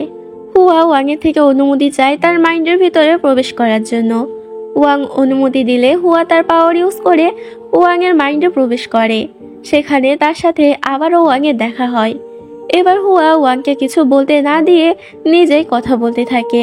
আগের বার ওয়াং তার নাম জিজ্ঞেস করেছিল, তাই এবার হুয়া প্রথমে নিজের নাম বলে এবং বলে, আমি একজন সেলেস্টিয়াল বিং, তবে আমি একজন নাইট স্কাইকে ভালোবেসে ফেলেছি। নাইট স্কাইয়ের পাওয়ার বেশি, তবে ভালোবাসার কাছে এই পাওয়ার কিছুই না। আমি একজন সেলেস্টিয়াল বিং, আর তুমি সেই নাইট স্কাই। আমি এতদিন মনে করতাম হয়তো আমি তোমার স্মৃতি ভুলিয়ে দিয়েছি, তবে আজ আমি জানতে পারলাম আমারই স্মৃতি ভুলিয়ে দেওয়া হয়েছিল। যদি আমার স্মৃতি ভুলিয়ে দেওয়া না হতো তাহলে আমি কখনোই তোমাকে ছেড়ে যেতাম না, কখনোই তোমাকে এভাবে কষ্ট করতে দিতাম না। তুমি আমাকে ভালোবেসে 1000 বছর অপেক্ষা করেছো, 1000 বছর কষ্ট করেছো। এবার আমার পালা, আমি আর তোমাকে কষ্ট পেতে দেব না। এটা বলেই সে ওয়াংয়ের হাত ধরে এবং তারা দুজনই সেখান থেকে অদৃশ্য হয়ে যায়। এরপর আমরা মর্টাল ওয়ার্ল্ড দেখতে পাই। ওয়াংয়ের ঘুম ভাঙলে সে মিংয়ের সাথে তার একাডেমি নিয়ে কথা বলতে থাকে, অর্থাৎ তাদের এই লাইফটাও শেষ। এখানে আগে যেরকম হুয়া ওয়াংয়ের সব স্মৃতি ভুলিয়ে দিয়ে তাকে রাজা বানিয়ে তার জীবনটা সেটেল করে দিয়েছিল, এবারও ঠিক সে সেটাই করেছে। এবারও হুয়া ওয়াংয়ের মেমোরি থেকে তার সমস্ত স্মৃতি মুছে দিয়ে তাকে তার একাডেমির প্রতি ফোকাস করিয়ে দিয়েছে এবং এখানেই তাদের এই মর্টাল লাইফের ট্রিবিউলেশনটা শেষ হয়ে যায়। এরপরে আমরা আরো 2টা ছেলেকে দেখতে পাই। এই 2টা ছেলেও কিন্তু মূলত ওয়াং আর মিং। মূলত ওদের আরো একটা জন্ম হয়েছিল। তারা দুজন একটা হোটেলের আশেপাশে ঘোরাঘুরি করছিল। তারা এখানে মূলত লুকিয়ে লুকিয়ে এসেছিল এবং তাদের কথা থেকে আমরা জানতে পারি তারা এখানে মুন ডোর ওপেন করার জন্য এসেছে। তবে তারা যে কোনো এভিল বা শয়তান পাওয়ারের কারণে এখানে মুন ডোর ওপেন করতে এসেছে তা কিন্তু নয়। আসলে তাদেরকে বলা হয়েছে তারা যদি মুন ডোর ওপেন করতে পারে তাহলে তাদেরকে অনেকগুলো টাকা দেওয়া হবে। এটা যেহেতু মর্টাল ওয়ার্ল্ড, তাই এখানে টাকার অনেক প্রয়োজন ছিল। তাই তারা দুজন এখানে এসেছে মুন ডোর ওপেন করার জন্য। এখানে মূলত কেউ তাদের সাথে প্র্যাঙ্ক করেছে, কারণ মুন ডোর তো আর এভাবে ওপেন করা যায় না। এরপরে সিনে আমরা রংকে দেখতে পাই। এখানেও মূলত সেই ওল্ড মাস্টারের শিষ্য হয়েছিল। তারা যে সেক্টে ছিল সে তখন সেখানকার একজন স্টুডেন্টের সাথে কথা বলছিল। তখনই সেখানে বাইরে থেকে হুয়া আসে। হুয়া এতদিন বাইরে ছিল এবং কাল্টিভেশন করছিল। মাস্টার তাকে দায়িত্ব দিয়েছিল সেলেস্টিয়াল ফ্লাওয়ার খুঁজে আনার। এখান থেকে আমরা আরো জানতে পারি হুয়া সেলেস্টিয়াল বিং, তবে কেউ তো জন্মগতভাবে সেলেস্টিয়াল বিং হতে পারে না, তাকে এর জন্য অনেকটা কাল্টিভেশন করতে হয়, আর কাল্টিভেশন করার জন্য এখন সেলেস্টিয়াল ফ্লাওয়ার প্রয়োজন। তাই মূলত মাস্টার তাকে সেটা খুঁজতে পাঠিয়েছিল। রং তাকে জিজ্ঞেস করে, তুমি কি সেটা খুঁজে পেয়েছো? তবে হুয়া সোজা মাস্টারের কাছে চলে যায়। মাস্টারও তাকে জিজ্ঞাসা করে, যে সে ফ্লাওয়ারটা কি খুঁজে পেয়েছে। তবে হুয়া যেহেতু ফ্লাওয়ারটা খুঁজে পায়নি, তাই সে নানা অজুহাত দিতে থাকে। তবে মাস্টার বলে, তোমাকে আর কোনো অজুহাত দিতে হবে না, কারণ আমি সেই ফ্লাওয়ারটা খুঁজে পেয়েছি। তখনই আমরা সেখানে ওয়াংকে বাধা অবস্থায় দেখতে পাই। মাস্টার ওয়াংয়ের ভেতর থেকে সেই সেলেস্টিয়াল ফ্লাওয়ারটা বের করে আনে। হুয়ার কাছে প্রথম ট্রিবুলেশনে আমরা একটা সেলেস্টিয়াল ফ্লাওয়ার দেখতে পেয়েছিলাম। হুয়ার কাছে সেই সেলেস্টিয়াল ফ্লাওয়ার জন্মগতভাবেই ছিল। এবার জন্মগতভাবে ওয়াংয়ের কাছে সেলেস্টিয়াল ফ্লাওয়ার আছে। মাস্টার হুয়াকে বলে, এখন যে করেই হোক তোমার তার কাছ থেকে এই সেলেস্টিয়াল ফ্লাওয়ারটা নিয়ে কাল্টিভেশন করতে হবে। মনে রেখো তুমি সেলেস্টিয়াল বিং, তাই তোমাকে কাল্টিভেশন করে নিজের যোগ্যতা অর্জন করতেই হবে। হুয়া বসে বসে ভাবতে থাকে যে সে এখন কি করবে। তার মাথায় তখন একটা আইডিয়া আসে এবং সে তার জেট পেন্ডেন্টটা ওয়াং এর মধ্যে রেখে সেটা ম্যাজিকের মাধ্যমে ওয়াং এর বডিতে প্রবেশ করিয়ে দেয়। ওয়াং এর যখন জ্ঞান ফেরে তখন হুয়া ওয়াংকে বলে, এখন থেকে আমি তোমার মাস্টার এবং তুমি আমার ডিসিপল। ওয়াং প্রথমে মানতে চাইছিল না এবং বলছিল, আমি কি করে তোমার ডিসিপল হতে পারি, তোমাদের এমন অকর্মা সেক্টের ডিসিপল আমি হতে চাই না। তবে এখন যেহেতু হুয়াইয়ের জেট পেন্ডেন্টটা তার ভিতরে ছিল, তাই বাধ্য হয়ে তাকে হুয়াইয়ের ডিসিপল হতে হয়। এরপরে সিনে আমরা দেখতে পাই সেখানে একটা জায়গায় বসে আছে হুয়া এবং সামনে ওয়াং প্র্যাকটিস করছে। তবে ওয়াং কিছুতেই সব প্র্যাকটিস করতে চাইছিল না, কিন্তু হুয়া তাকে ছাড়ছিলও না। আর যেহেতু ওয়াং এর ভিতরে হুয়ার জেট পেন্ডেন্ট ছিল, তাই তাকে বাধ্য হয়ে হুয়ার এসব কথা শুনতে হচ্ছিল। তবে ওয়াং এসব সহ্য করতে পারছিল না, তাই রাতের বেলা সে নিজের ব্যাগপত্র গুছিয়ে সেই সেট থেকে পালানোর চেষ্টা করে। তবে সে রঙের হাতে ধরা খেয়ে যায়। রং তাকে জিজ্ঞেস করে, তুমি কোথায় যাচ্ছ? উত্তরে ওয়াং বলে, আসলে আমি টয়লেটে যাচ্ছিলাম। রং বলে, তুমি কি ব্যাগপত্র নিয়ে টয়লেটে যাও নাকি? ওয়াং বুঝতে পারে সে রঙের সাথে কথাই পারবে না, তাই সে সত্যিটাই বলে দেয় যে ও স্বাধীনতা চায়। তখন রং বলে, আমিও তোমার প্রাণটা চাই।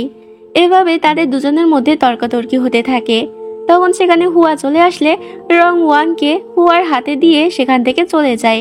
হুয়া বলে, তোমার মধ্যে আমার জেট পেন্ডেন্ট আছে, তাই তুমি চাইলেও এখান থেকে পালাতে পারবে না। এরপরে আমরা দেখতে পাই হুয়া আর রং ওয়াংকে একটা ঘরে নিয়ে এসেছে, যেখানে আগে থেকে মিংকে বাঁধা অবস্থায় রাখা ছিল। হুয়া বলে, তোমাদের দুই বন্ধুকে আমরা এখানে আটকে রেখেছি। তুমি হচ্ছে আমার ডিসিপল আর তোমার বন্ধু মিং হচ্ছে আমার বোন রঙের ডিসিপল। তোমাদের দুজনের মধ্যে এখন কম্পিটিশন হবে, দেখা যাক কে ভালো করতে পারে। এরপরে সিনে আমাদেরকে দেখানো হয় হুয়া আর রং ওপরে একটা জায়গায় দাঁড়িয়ে আছে আর নিচে সব ডিসিপল প্র্যাকটিস করছে। ওয়াং প্র্যাকটিস করতে চাইছিল না, তাই সে উল্টাপাল্টা স্টেপ করতে থাকে। হুয়া চিৎকার করে বলতে থাকে, তুমি পিছনে তাকাও আর দেখো তারা কিভাবে করছে, তুমি সেভাবে করো। তবে ওয়াং তো কিছুতেই কিছু করতে পারে না। অপরদিকে মিং এতদিনে ভালোই তলোয়ার প্র্যাকটিস করা শিখে গেছিল আর সে রঙের সব কথাই শুনতো। হুয়া ওয়াংকে বলে, সে তো তোমারই বন্ধু, তুমি কি তাকে দেখে কিছু শিখতে পারো না? সে কত ভালো ডিসিপল হয়েছে আর তুমি এক নম্বরের অকর্মার ঢেকি। উত্তরে ওয়াং বলে, আমি যেহেতু অকর্মার ঢেকি, তাহলে তুমি আমাকে ছেড়ে দাও, আমাকে কেন ডিসিপল করেছো? তবে হুয়া বলে, তুমি যতই অকর্মার ঢেকি হও না কেন, আমি ঠিকই তোমাকে সোজা করে নেব। এটা বলে সে সেখান থেকে চলে গেলে সেই সেক্টের আরেকজন স্টুডেন্ট ওয়াং এর কাছে এসে তাকে বুলি করতে থাকে। সেই স্টুডেন্ট যখন ওয়াং এর উপরে তলোয়ার দিয়ে আঘাত করতে চায়, তখন ওয়াং খুব সহজেই সে ছেলেটার সাথে লড়াই করে তাকে হারিয়ে দেয়। যে দৃশ্যটা আবার দূর থেকে হুয়া দেখতে পায়। হুয়া বুঝতে পারে ওয়াং এতক্ষণ শুধুমাত্র নাটক করছিল, সে আসলে অনেক ভালো মার্শাল আর্ট জানে। এটা বুঝতে পেরে সে রাতে ওয়াংকে একটা ঘরে বন্ধ করে দেয় আর জিজ্ঞেস করে, তুমি মার্শাল আর্ট জানো, তবে কেন এতদিন অ্যাক্টিং করছিলে? তবে ওয়াং তো কিছুতেই স্বীকার করবে না যে সে মার্শাল আর্ট জানে এবং তার মাঝে স্পিরিচুয়াল এনার্জিও আছে। হুয়া তাকে আঘাত করে যাতে সে নিজেকে বাঁচানোর জন্য তার পাওয়ার ইউজ করে। তবে ওয়াং সব আঘাত সহ্য করে নেয়, কিন্তু কোনোভাবে নিজের পাওয়ার প্রকাশ করে না। আমাদেরকে পরের দিন সকালের দৃশ্য দেখানো হয়। হুয়া লাইব্রেরিতে যায়, যেখানে আগে থেকেই ওয়াং ছিল। হুয়ার মাথায় এখন একটাই চিন্তা ছিল যে সে কিভাবে ওয়াংকে এক্সপোজ করবে। এবার হুয়ার মাথায় একটা নতুন আইডিয়া আসে। হুয়া ভাবে সে হঠাৎ করে গিয়ে ওয়াং এর উপরে আক্রমণ করবে। এরকম আক্ষরিক আক্রমণে ওয়াং নিজেকে প্রোটেক্ট করার জন্য নিজের স্কিল দেখাবে আর তখন সে সবাইকে দেখিয়ে দেবে যে ওয়াং আসলে মার্শাল আর্ট জানে। তবে সে শুধুমাত্র অ্যাক্টিং করছে। এটা ভেবে সে একটা কাঠের তলোয়ার নিয়ে ওয়াংয়ের উপরে আক্রমণ করে। তবে ওয়াং এতটাই চালাক ছিল যে সে নিজের মার্শাল আর্ট শো করে না। তখনই সেখানে ওল্ড মাস্টার চলে আসে আর বলে, তুমি এখন একজন মাস্টার, আর তুমি এখন এরকম বাচ্চাদের মতো কেন করছো? হুয়া বুঝতে পারে সে আবারও ওয়াংয়ের চালে পা দিয়ে ফেলেছে। এরপর আমরা মিংকে দেখতে পাই যে সেক্টে কিছু জায়গা ঝাড়ু দিচ্ছিল। তখন তার কাছে রং আসে আর বলে, তোমরা কি সত্যি মুন্ডর সম্পর্কে জানো না? মিং বলে, আমরা তো বলেছি সেদিন কারো ধোকায় পড়ে আমরা মুন্ডর ওপেন করতে গিয়েছিলাম। রং জিজ্ঞেস করে, তোমার বন্ধুর মাঝে স্পিরিচুয়াল পাওয়ার কোথা থেকে এলো? তখন মিং বলে, ওর মাঝে জন্ম থেকে স্পেশাল পাওয়ার আছে, তার জন্য সে সবসময় সবার কাছ থেকে ভালো ব্যবহার পেয়েছে। তবে আমি একজন সাধারণ ছেলে, যার জন্য আমাকে অনেক কিছুই সহ্য করতে হয়েছে। মিংয়ের এসব কথা শুনে রঙের অনেক খারাপ লাগে। রং সিদ্ধান্ত নেয় যে সে মিংকে এখন আর শুধু সাধারণ তলোয়ার প্র্যাকটিস বা ফাইট শেখাবে না, এখন থেকে সে তাকে কাল্টিভেশন করাও শেখাবে। ওদিকে হুয়া তো এখনও ওয়াংকে বিরক্ত করতে থাকে যে সে তার পাওয়ারটা শো করুক। তবে ওয়াং ছিল নাছোড়বান্দা, সেও হুয়ার থেকে পালিয়ে পালিয়ে বেড়াতে থাকে। এভাবে সারাদিন ছোটাছুটি করার পরে রাতে তারা দুজন ক্লান্ত হয়ে পাশাপাশি বসে থাকে। তখন ওয়াং তাকে কিছু বলতে গেলে হুয়া ম্যাজিক করে তার মুখ বন্ধ করে দেয়। ওয়াং বুঝতে পারে এভাবে সে হুয়ার সাথে পারবে না, তাই সে এখন থেকে হুয়ার সব কথা শুনে চলার শপথ করে। আমরা রং আর মিংকে দেখতে পাই। রং মিংকে কাল্টিভেশন করা শেখাচ্ছিল। তখনই সেখানে ওল্ড মাস্টার চলে আসে। ওল্ড মাস্টারকে দেখে রং উঠে দাঁড়ায়। ওল্ড মাস্টার বলে, তোমাকে দেখে অনেক খুশি মনে হচ্ছে। রং বলে, আমি শুধুমাত্র তাকে কাল্টিভেশন শেখাচ্ছিলাম। ওল্ড মাস্টার বলে, আমি 1000 বছর ধরে বেঁচে আছি, তুমিও আমার সাথে অনেক বছর ধরেই বেঁচে আছো। তুমি শুধু আমাকেই সার্ভ করেছো, তোমার নিজের একটা জীবন আছে। তোমার যদি কাউকে পছন্দ হয় তাহলে তার সাথে একটা সুন্দর জীবনযাপন করতে পারো। তবে রং বলে, আমি আপনার শিষ্য, আমি শুরু থেকেই আপনার সেবা করে এসেছি আর সবসময় আপনার সাথেই থাকতে চাই। এটা বলে সে রাগ করে সেখান থেকে চলে যায়। রং চলে যাওয়ার পর ওল্ড মাস্টার মিংকে বলে, রং অনেক জেদি একটা মেয়ে, তাকে বাইরে থেকে দেখে যেরকমটা মনে হয় সে আসলে সেরকম নয়, সে কাউকে বিশ্বাস করে না। তবে আমার মনে হচ্ছে সে তোমাকে বিশ্বাস করছে, তুমি তার বিশ্বাস ভেঙো না আর সবসময় তার খেয়াল রেখো। মাস্টার মিংকে জিজ্ঞেস করে, তোমার কাছে রংকে কেমন লাগে? মিং বলে, সে তো আমার মাস্টার, সে সবসময় আমাকে বকাবকি করে, তবে সে অনেক পাওয়ারফুল একজন মানুষ, তাকে আমার ভালোই লাগে। ওল্ড মাস্টার যে উদ্দেশ্যে মিংকে কথাটা বলেছিল, মিং প্রথমে সে কথাটা বুঝতে পারে না। তবে সে যখন বুঝতে পারে ওল্ড মাস্টার তাকে কি বলতে চেয়েছে, তখন সে অনেক অবাক হয়। আমাদের রাতের দৃশ্য দেখানো হয়। ওয়াংকে জ্বালানোর জন্য হুয়া তাকে একটা বই দিয়ে বলে, আমার গল্প শুনতে ইচ্ছে করছে, তুমি আমাকে গল্প বলে শোনাও। বাধ্য হয়ে ওয়াং বই দেখে গল্প বলতে থাকে। এই গল্পটা ছিল একজন সেলেস্টিয়াল বিইং আর নাইট স্কাইয়ের। তাদের দুজনের এই গল্পটা হুয়ার কাছে অনেক ভালো লাগে। এভাবে গল্প বলতে বলতে এক সময় ওয়াং খেয়াল করে হুয়া গল্প শুনতে শুনতে সেখানে ঘুমিয়ে গেছে। হঠাৎ করে ওয়াং এর হুয়ার প্রতি একটা অদ্ভুত অনুভূতি অনুভব হতে থাকে।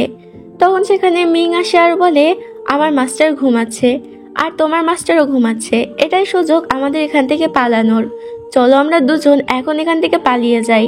তবে কোনো কারণে ওয়াং সেখান থেকে যেতে চায় না এবং সে মিংকে বোঝায়, এখান থেকে পালিয়ে গিয়ে আমরা কি করব, বাইরে তো আমাদের তেমন কোনো কাজ নেই, উল্টো যদি আমরা এখানে থাকি তাহলে ফ্রিতে খেতে পারবো, ফ্রিতে থাকতে পারবো আর নিজেদের যোগ্য করে তুলতে পারবো। আইডিয়াটা মিং এর কাছেও ভালোই লাগে। এরপর আমাদেরকে পরের দিন সকালের দৃশ্য দেখানো হয়। রং একটা রোমান্টিক নোবেল পড়ে অনেক বেশি হাসছিল আর তার পাশে দাঁড়িয়ে দাঁড়িয়ে মিংও হাসছিল। তবে মিং এর হাসার কারণটা ছিল অন্য। দুজনকে আবার দূর থেকে হুয়া দেখতে পায়। আজ হঠাৎ করে ওয়াং হুয়ার অনেক কাছাকাছি চলে যায় এবং তার সাথে অনেক ভালো করে কথা বলতে থাকে। এতে করে রীতিমতো হুয়া অনেক বেশি অবাক হয়। যাই হোক, এরপরে আমরা একটা ব্রিজের উপরে রং আর মিংকে দাঁড়িয়ে থাকতে দেখি। মিং রঙের মাথায় একটা হেয়ার পিন পরিয়ে দেয়।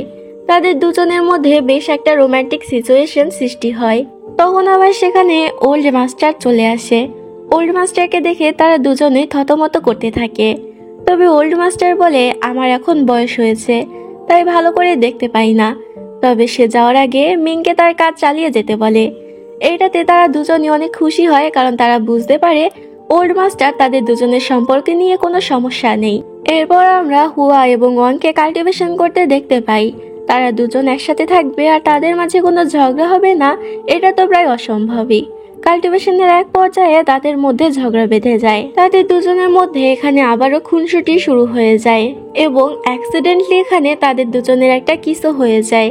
তাদের দুজনের এই কিস হওয়ার সাথে সাথে দুজনের একসাথে আগে যত স্মৃতি ছিল সেই সব স্মৃতি তাদের দুজনের মেমোরিটা আসতে থাকে। কিস শেষে যখন তারা দুজন উঠে বসে তখন তারা দুজন তাদের এইসব মেমোরি নিয়ে কথা বলছিল। তারা ভাবছিল তারা হয়তো কোনো স্বপ্ন দেখেছে। তাদের দুজনের মাঝে সম্পর্কটা বেশ গাঢ় হয়ে উঠেছে। আমরা অপরদিকে রংকে ওল্ড মাস্টারের সাথে কথা বলতে দেখি। ওল্ড মাস্টার রংকে বলে, তুমি হুয়ার বোন, তুমি মিংকে ভালোবেসেছো, তাতে আমার কোনো সমস্যা নেই, কারণ মিং একজন সাধারণ মানুষ। তবে ওয়াংয়ের মাঝে নাইট স্কাইয়ের পাওয়ার আছে আর হুয়া সেলেস্টিয়াল বিং, তাই তাদের দুজনের কখনো এক হওয়া সম্ভব না। আজকে রাতে আমি ওয়াংয়ের ভেতর থেকে নাইট স্কাইকে শেষ করে দেব, এতে ওয়াংও মারা যাবে। আমি এটা হুয়াকে কখনোই বলতে পারবো না, কারণ হুয়া এতে কখনোই রাজি হবে না। তুমি হুয়াকে নিজের কাছে আটকে রাখবে এবং ওয়াংকে মেইন হলে পাঠাবে যাতে আমি তাকে শেষ করে দিতে পারি।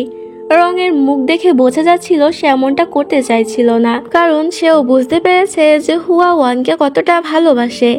যাই হোক, আমাদেরকে রাতের দৃশ্য দেখানো হয়। রাতের বেলা ওয়াং আর হুয়া একটি ঘরে বসে কথাবার্তা বলছিল। তখন সেই ঘরের বাইরে রং এসে দাঁড়িয়ে থাকে, কিন্তু সে কিছুতেই ভেতরে ঢোকার সাহস পাচ্ছিল না। তখন ঘরের ভেতর থেকে হুয়া বেরিয়ে এসে তাকে ভেতরে নিয়ে যায়। হুয়া জিজ্ঞেস করে, তুমি ঘরের বাইরে কেন দাঁড়িয়েছিলে, ভিতরে কেন আসছিলে না? রং কোনো কথাই বলতে পারছিল না। হুয়া নিজে থেকেই বলে, তোমরা কি নাইট স্কাইয়ের কোনো হদিশ পেয়েছো? তখন রং সাহস করে বলে, হ্যাঁ, নাইট স্কাই এখন মেইন হলে আছে, আমাদেরকে মেইন হলে যেতে হবে। হুয়া সেখানে যেতে চাইলে রং বলে, হুয়াকে এখানে থাকতে হবে কারণ আমরা এখানে একটা রিচুয়াল করব। এরকম উল্টোপাল্টা বুঝিয়ে সে ওয়াংকে একা মেইন হলে পাঠিয়ে দেয়। ওয়াং মেইন হলে যাওয়ার পর সেখানে সে ওল্ড মাস্টারকে দেখতে পায় এবং মাস্টারের সাথে কথা বলার পর সে রং আর ওল্ড মাস্টারের পরিকল্পনাটা বুঝতে পারে। এদিকে এতক্ষণে হুয়াও বুঝতে পেরে গেছিল যে রং তাকে মিথ্যা বলেছে এবং ওয়াং এখন বিপদে রয়েছে। হুয়া ওয়াংয়ের কাছে যেতে চাইলে রং তাকে কিছুতেই যেতে দেয় না, এমনকি সে তো হুয়ার দিকে তলোয়ার পর্যন্ত নিক্ষেপ করে। আমরা ওয়াংকে দেখতে পাই, সে মাস্টারকে বলে, আপনি কেন আমার সাথে এমন করছেন? আমি তো এখনো নাইট স্কাই হয়ে উঠিনি। এখান থেকে আমরা জানতে পারি আমরা ফার্স্টে ওয়াংয়ের সাথে যে মেন্টরকে দেখতে পেয়েছিলাম এটাই হচ্ছে সেই মেন্টর। ওল্ড মাস্টার বলে, আমি যখন তোমার মেন্টর ছিলাম এবং হুয়া তোমাকে স্মৃতি ভুলিয়ে দিয়ে চলে গেছিল তখন থেকেই তোমার মাঝে এই পাওয়ারটা বেড়ে গেছে। আমি তখন থেকেই তোমার চিকিৎসা করছি। তবে এতগুলো লাইফ পার হওয়ার পরও আমি এটা বুঝতে পেরেছি, হুয়া যতই তোমার স্মৃতি ভুলিয়ে দিক না কেন, তোমার মাঝে যে পাওয়ার আছে সেটা একসময় জেগে উঠবে আর তুমি হয়ে উঠবে নাইট স্কাই। আর তুমি সর্বপ্রথম যে কাজটা করবে সেটা হচ্ছে মুন্ডর ওপেন করে ইমমর্টাল আর মর্টাল ওয়ার্ল্ডে ধ্বংস করবে, তাই তোমাকে মরতেই হবে। এটা বলে সে ওয়াংয়ের উপরে আঘাত করতে চায়, তবে ততক্ষণে সেখানে হুয়া চলে এসেছিল। সে তার মাস্টারকে আটকায় এবং ওয়াংয়ের সামনে গিয়ে দাঁড়ায়। হুয়া মাস্টারকে এমনটা করতে নিষেধ করছিল, তবে মাস্টার তাকে সরিয়ে দিয়ে ওয়াংয়ের উপরে অন্তিম আঘাত করতে চাইছিল। এটা দেখে হুয়া সহ্য করতে পারে না এবং সেই জন্য মাস্টারের সে অন্তিম আঘাতটা হুয়ার গায়ে লাগে। হুয়ার সাথে সাথে মাটিতে লুটিয়ে পড়ে। হুয়ার এই অবস্থা দেখে ওয়াং অনেক রেগে যায় এবং তার মাঝে ডার্ক পাওয়ারটা জেগে ওঠে। ওয়াং আস্তে আস্তে নাইট স্কাইয়ে পরিণত হতে থাকে। সে ওল্ড মাস্টারকে আঘাত করতেই যাবে, তখন হুয়া সব সময়ের মতো তাকে নীল ডাউন করে বসিয়ে দেয় এবং তাকে সব করতে নিষেধ করে। এই অবস্থাতেও হুয়া তার কথা চিন্তা করছে দেখে ওয়াংয়ের মন নরম হয়ে যায় এবং সে আস্তে আস্তে স্বাভাবিক হতে থাকে। তবে একবার যেহেতু তার মাঝে ডার্ক পাওয়ারটা জেগে গেছে তাই সে এবার নাইট স্কাইয়ে পরিণত হবেই হবে। তবে মাস্টার চেষ্টা করতে থাকে যাতে তার নাইট স্কাই হওয়াটা কিছু সময়ের জন্য বাড়ানো যায়। আমরা রং আর মিংকে দেখতে পাই। মিং বলে, তুমি ইচ্ছে করে আমার ভাইকে এরকম বিপদে ফেলেছো, তুমি জানতে সেখানে গেলে তার বিপদ হবে। তোমরা শুধুমাত্র আমাদেরকে ব্যবহার করেছো। তুমি যে আমার সাথে ভালো ব্যবহার করতে, তাহলে কি সেগুলো শুধুমাত্র অভিনয় ছিল? এদিকে মাস্টার ওয়াংকে নিয়ে হুয়ার কাছে যায়। হুয়ার প্রচন্ড জোরে আঘাত লাগায় তার ইন্নার কোর সম্পূর্ণরূপে ধ্বংস হয়ে গেছে। হুয়া নিজেকে ঠিক করার জন্য কাল্টিভেশন করতে থাকে। এখানে আমরা যে মাস্টার আর ওয়াংকে দেখতে পাচ্ছি তারা কিন্তু আসল ওল্ড মাস্টার আর আসল ওয়াং নয়। আসলে ওল্ড মাস্টার তো ওয়াং এর উপরে রিচুয়াল করছে। এখানে শুধুমাত্র তাদের একটা ক্লোন এসেছে যাতে ওল্ড মাস্টার ওয়াংকে হুয়ারের অবস্থা দেখিয়ে একটু দুর্বল করতে পারে। তবে ওয়াং হুয়ার এই অবস্থা দেখে আরো রেগে যায় এবং তার আরো বেশি রাগ হতে থাকে, যার কারণে সে ওল্ড মাস্টারের রিচুয়ালের ফরমেশনটা ভেঙে ফেলতে শুরু করে। তবে হঠাৎই সে শান্ত হয়ে যায় এবং ওল্ড মাস্টার তার রিচুয়ালে সফল হয়। তারা বুঝতে পারে না যে এটা হঠাৎ করে কিভাবে হয়ে গেল। নিজেকে একটু সামলে ওয়াং মিং এর সাথে দেখা করতে যায়। কোনো কারণে মিং ওয়াং এর সাথে খুব একটা ভালো করে কথা বলে না। ওয়াং মনে করে মিং হয়তো রংকে পেয়ে এখন তাকে ভুলে গেছে, তাই সেও তার সাথে অত ভালো করে কথা না বলেই চলে যায়। তবে ওয়াং চলে যেতেই আমরা মিং এর হাতে দেখতে পাই সেখানে কালো কালো অনেক দাগ ছিল। দেখে মনে হচ্ছিল তাকে কোনো এভিল পাওয়ার পজেস করেছে। এখন মিং এর হাতে এগুলো কিসের দাগ সেটা আমরা সামনে গেলে বুঝতে পারবো। ওয়াং হুয়ার কাছে যায় এবং নিজের স্পিরিচুয়াল পাওয়ার তাকে দিতে থাকে যাতে ওর কাল্টিভেশনে সাহায্য হয়। আমরা রং আর মিংকে দেখতে পাই তারা দুজন মিলে একটা রিচুয়াল করছিল যার মাধ্যমে তারা নিজেদেরকে স্যাক্রিফাইস করবে। তাদের নিজেদের স্যাক্রিফাইস করার ফলস্বরূপ এদিকে ওয়াং আর হুয়ার মাঝে পাওয়ার আসতে থাকে এবং হুয়া খুব দ্রুতই রিকভার করতে থাকে। হঠাৎ এরকম পরিবর্তন দেখে ওল্ড মাস্টার কিছু একটা সন্দেহ হয় এবং সে জলদি রং আর মিং এর কাছে যায়।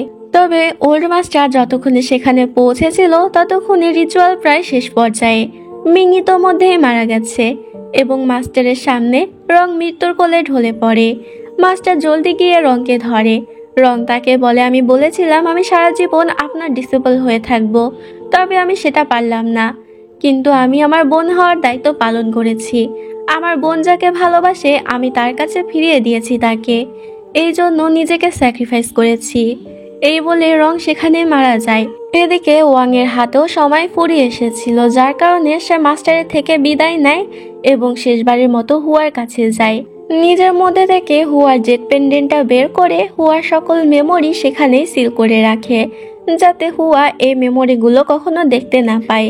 সেই কারণে সেই জেট পেন্ডেন্টটা ভেঙে হুয়ার পাশে রেখে দেয়। এখানে বলে রাখি এই জেট পেন্ডেন্টটাই কিন্তু আমরা পুরো ড্রামাতে দেখতে পেয়েছি, আর হুয়ার কাল্টিভেশন শেষে সে কিন্তু এই জেট পেন্ডেন্টটাই পাবে। এখানে তোমাদের মনে একটু কনফিউশন হতে পারে, এটা আমি ড্রামার শেষে বুঝিয়ে দেব। যাই হোক, এরপর অনেক বছর কেটে যায়।